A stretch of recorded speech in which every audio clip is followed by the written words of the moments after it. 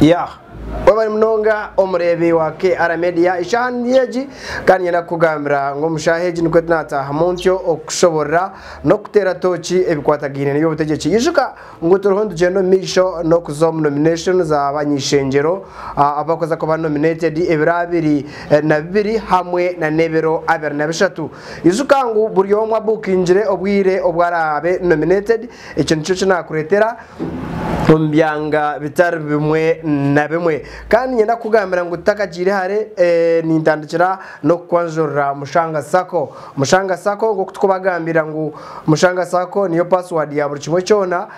kandi bahati baresera kazano kasya munonga akoko basa kusevinga nabo ameza abiri gonka nyamunegere no kurengamo deno kabasa kubano yanje no yahangurira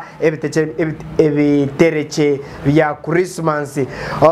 wasevinga na Mushanga Sako ukasevinga sinde za ukasevinga na Mushanga Sako kumara kutandikana hati uko kushika meza birashatu no kweyongerayo no tunga ebirabo nk'ebitereke bya Christmas igiteke cya Christmas harimo okuhangurente harimo okuhangura embuzi harimo okuhangura enkoko yiwe cyo rakoreka branch yawe aho ine account ubase kuba no registeringa na Mushanga Sako n'ekitereke cya Christmas yahangurente rembuzi yahangure warshachi obaze kugenda ushemererwe kurungi omukuzaguza okuzoka kwa mukama witu Yezu Kristu ahabirabiri na bitano yisuka ngo Mushanga Sako omataji gona hika zabuheju zabushenyirwe ntuha shema nahandi hingi aho noija kuba no cyakara kurungi munonga na Mushanga Sako ya ichiriza na mnonga edachikeji mbase kuba nintera touch kandi nkweretera okwa abantu omu district ya Shema barukuza kwehandikisa achikwatagine naba MP nomination nyina kugambira ngo first day ebirabiri na bibiri izoba ryo rwakashatu arukuza kubanza kunanga abukuza kubanza kuba nominated ahantebe ya municipality Shema municipality nyina kugambira ngo Dickson Collins Zikateshumbwa naza kuba nominated shaishatu nechweka kwesimba kandi yizike ngo wine flag ya NRM ahabwashima municipality na iza kuratirwa Mukasa Joseph gwe nawe akarumwe mukarura kahwire kandi yishika ngo Dickson akagera ngo ayisimbire nesati so agarukire nabona aza kuba nominated aizoba ryo kubanza ebirabiri na bibiri shaha itano zenyini yisuka ngo hariyo nabandi koko banoreba abandi abariyo baza kuhandikisa tuine Kaiza Mustafa ari ya ticket ya NUP kandi bookinjire okubana naba nominated asha mukaga necheka kandi hariyo nizo bamwita Ichirza Androna wa bookinjire sha mnana ejo no municipality ahizo ryo kubanza nuko barabe nibaba nominated twazo mudiyo munanko muchange cha Shema North Dr. Elioda Tumwesije Kasyamtwe naza kuba nominated sha mushanzu zenyini ezihangu izo ebirabiri na bibiri rwakashatu Dr. Elioda naza kuba naba nominated then hariyo nwagaba Linnes ogeno wa nupusha 10 nabwarabe nominated abe nerizoba ryo kubanza hamwe naguma nwagaba orabe nominated Shahina ahizoba erirwakashatu twaza umurishema South Professor Dickens Elijah Mushemeza naza kuba nominated wakasheshe shaishatu nuwe probably Mushemeza nuwe barabanze kuba nominating izo ryo kubanza kandi hamwe na kamuntu nawe iza gukorataho shaha mukaga hariyo Emmanuel Rwamugundu nawize beryo naza kuba nominated hamwe na no mushaha mukuru wa mani barukweta Kawengere nawe naza kuba nominated izoba ryo kubanza Thompson bandeho shaitano nechweka nawe iza kuba nominated okwesimba umucanga icyashima Thausi nibyebyo kandi twazantebe ya woman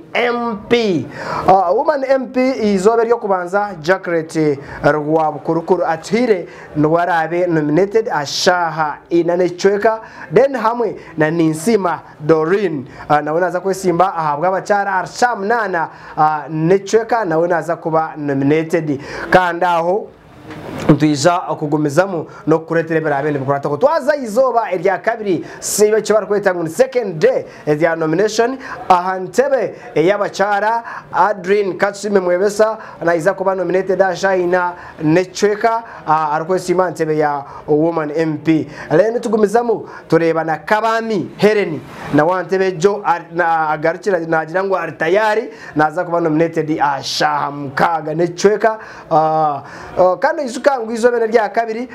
municipality abakuza kwesimba na Dickson Kateshumbwa na Jumbe Chaine Shaha Mwenda zenyine bazaka abantu ba nominatinga kandi twazo muri Shema North